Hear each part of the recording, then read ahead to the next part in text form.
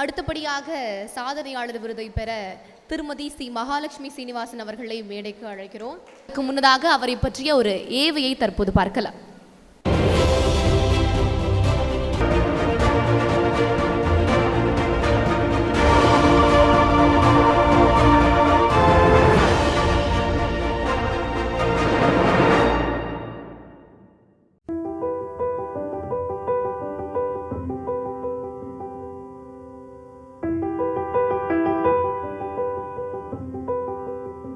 C Mahalakshmi, இளநிலை உதவியாளர், ஆட்சியர் அலுவலகம், செங்கல்பட்டு.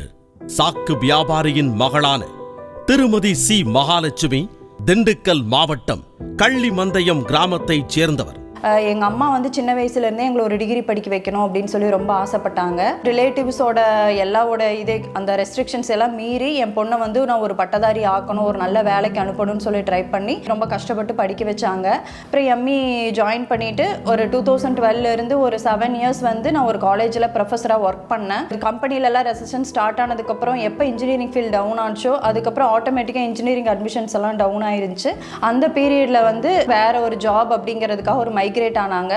அந்த பீரியடில் நானும் சரி நம்ம கவர்மெண்ட் எக்ஸாம் படிக்கலாம் அப்படின்னு சொல்லி நான் முடிவெடுத்தேன். இருந்தாலும் அப்போ என் தங்கச்சி தம்பி எல்லாருமே படிச்சுட்டு இருந்ததுனால ஒரு ஃபினான்சியல் சப்போர்ட்டுக்காக நான் அந்த வேலையிலே தொடர்ந்து இருக்க வேண்டிய சுச்சுவேஷன் இருந்தது.